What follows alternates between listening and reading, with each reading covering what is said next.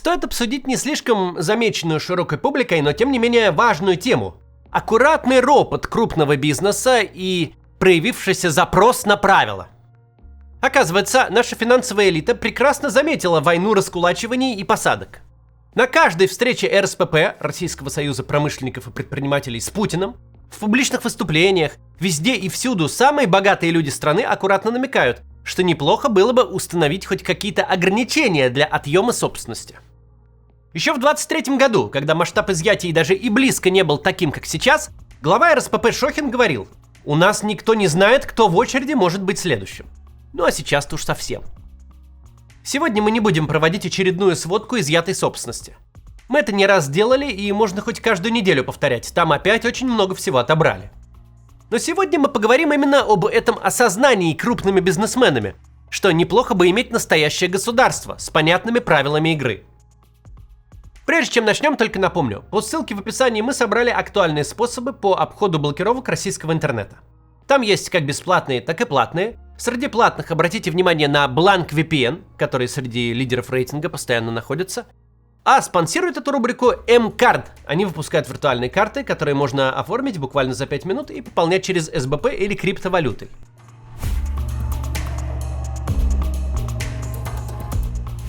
Довольно занятно в каком-то смысле наблюдать, как взрослые люди, которые много чего в жизни достигли, заработали много денег сами, дают работу тысячам других, несут большую ответственность, как такие люди порой проявляют наивность, более свойственную детям младшего школьного возраста. Как можно дожить, простите, до седых мудей, ворочать миллионами долларов и на полном серьезе рассуждать о каком-то запросе на правила? Запрос на правила предполагает, что ровно те, кто сейчас наших элитных товарищей грабит и сажает, делает на них бабло и карьеру, должны сами себя ограничить. Должны сами себе установить какие-то рамки. Как и кого можно грабить, а как и кого нельзя. Не потому, что есть какие-то реальные сдержки и противовесы. Не потому, что построена такая система, где просто иначе нельзя.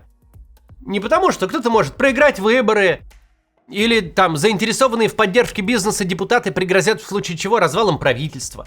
Не потому, что некие силы способны коллективно раздолбать ФСБ в судах. А просто так, по доброте душевной и для организации мировой справедливости, те, кто получил сейчас абсолютную власть, непонятно почему должны властью этой вдруг поделиться. Должны действовать не так, как им Бог на душу положит, а по правилам. И правила эти не то чтобы кто-то навязал и заставил соблюдать, а просто, наверное, им самим абсолютная власть надоела, и они напишут правила, чтобы вам было понятней. Этот загадочный запрос на правила даже не очень понятно вообще, к кому обращен. Ну точно не к обществу. Общество-то чем может помочь? Как может, даже если захочет, защитить элиты? Общество политической субъектности в России лишено. К тем, кто раскулачивание осуществляет, это обращено? К спецслужбам? Ну, тогда больно странное обращение. Спецслужбы старательно выгрызали для себя полномочия на абсолютный произвол. Получили их, а теперь вдруг должны от них по непонятной причине отказаться? Правила какие-то установить? Или, может быть, прямо к Путину? Который сделать должен что? Урезонить, ограничить, обобрать тех, от кого его власть зависит? Ударить по рукам тех, кто его драгоценную голову охраняет? В пользу каких-то коммерсов, которые и без Путина прекрасно проживут, которым без него даже и получше было бы? Похоже, люди с запросом на правила не то что не понимают базовых политических законов, но умудрились не рассмотреть государство, в котором всю жизнь живут и работают.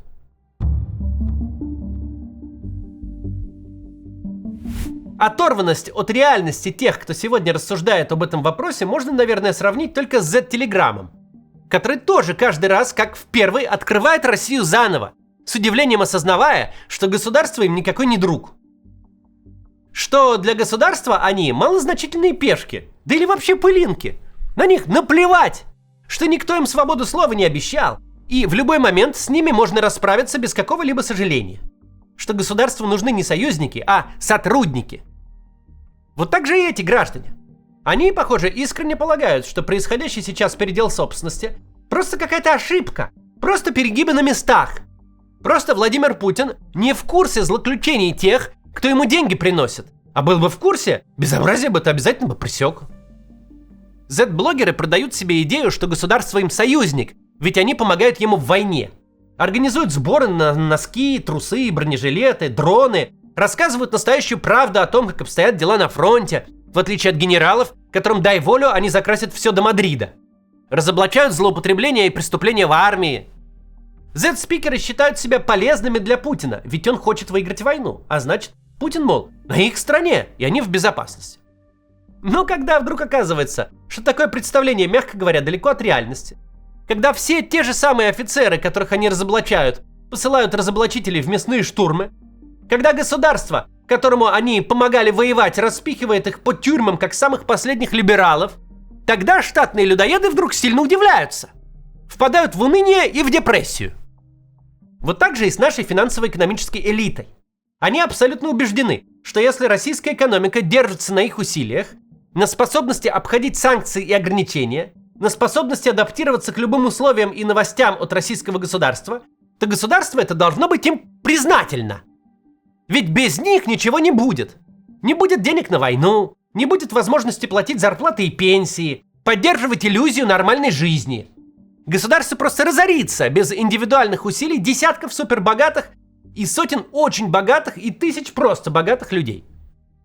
Ведь они же просто столпы, на которых власть держится. Власть не должна сдать их на разграбление.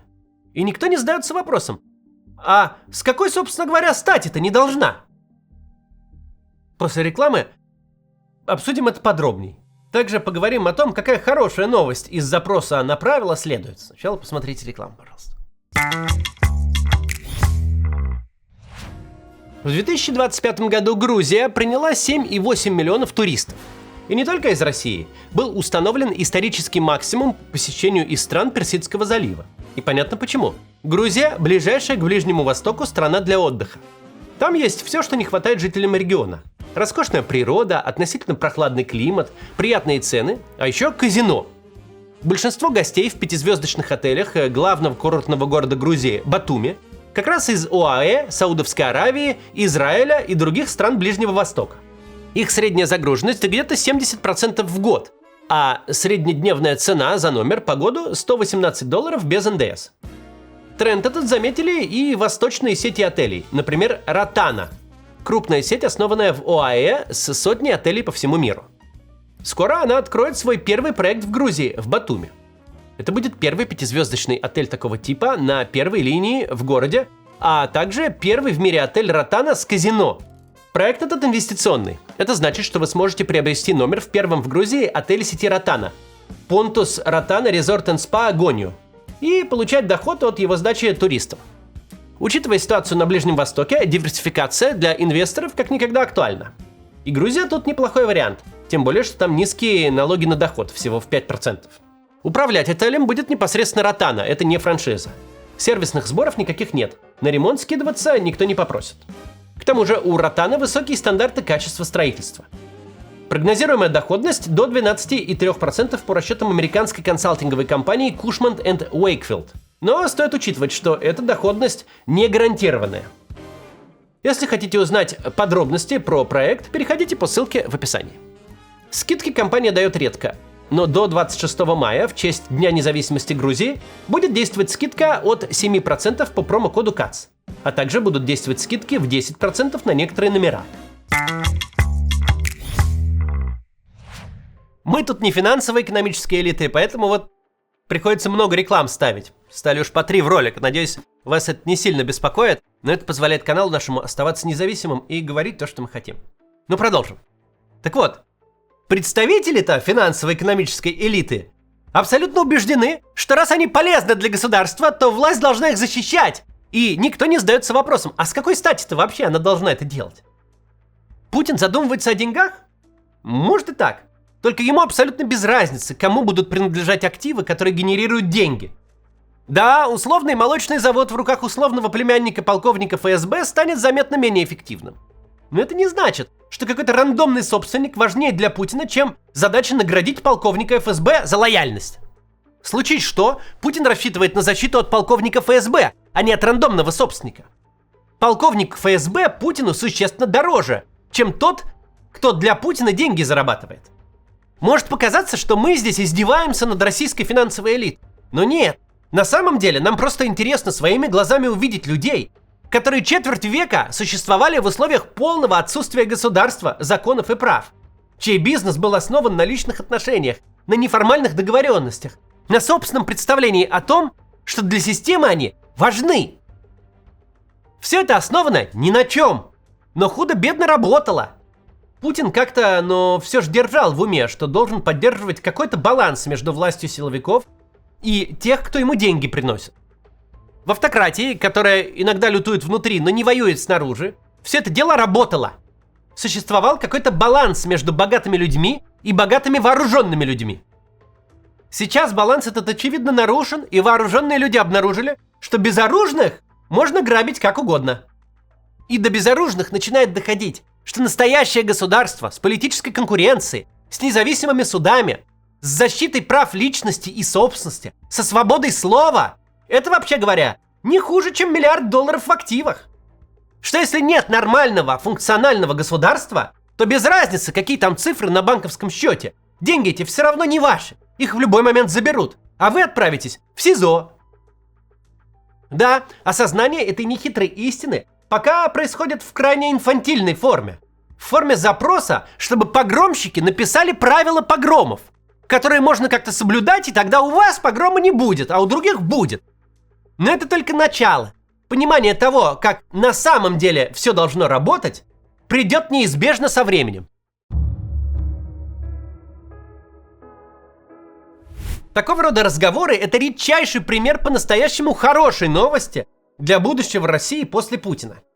Очень неплохо, когда пусть и на своем горьком опыте держатели больших активов понимают, что недостаточно просто заработать денег, что нужны какие-то институты, которые позволят эти деньги сохранить.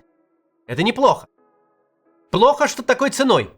Но в принципе, в мире после Путина в России останется целый класс людей с большими ресурсами и возможностями, который будет заинтересован не в том, чтобы хапнуть любой ценой чуть больше, чем есть у него сейчас, но который будет заинтересован договориться об универсальных для всех правилах. Для нас же это очередной важный урок. Мало кто выигрывает от существования дисфункционального государства и дисфункционального режима. Неважно, кто вы в нем. Мелкий предприниматель, над которым висят конские налоги, школьный учитель, на которого навешивают разговоры о важном, студент, которого ставят перед выбором фронт или отчисления, или олигарх, который вроде как научился в этом режиме не просто выживать, но зарабатывать огромные деньги.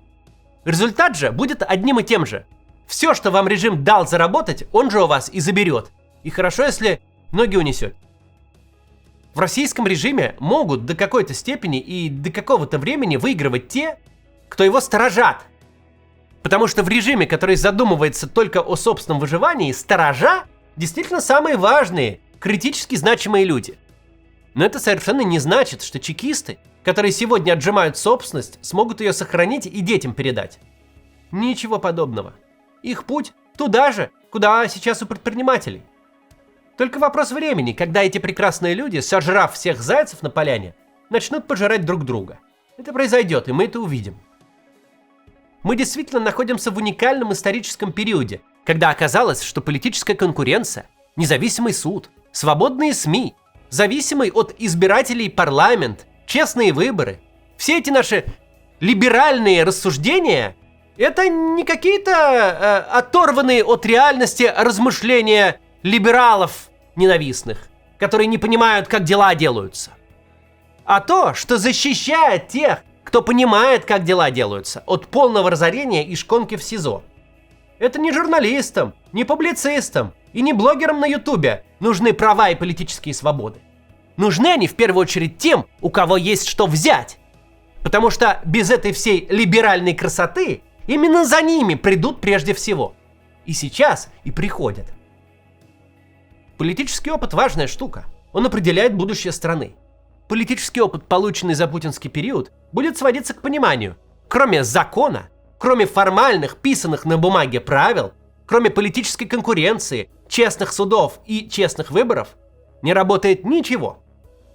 Договорнички не работают. Дружба не работает. Родственные отношения и деньги тоже не работают.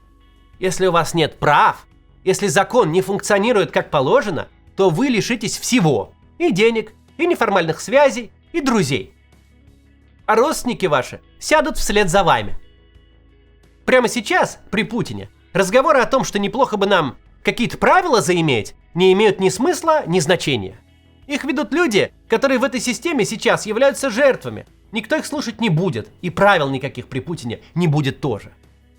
Но когда система неизбежно изменится, они, во всяком случае те из них, кто останутся на свободе и с имуществом, жертвами быть перестанут.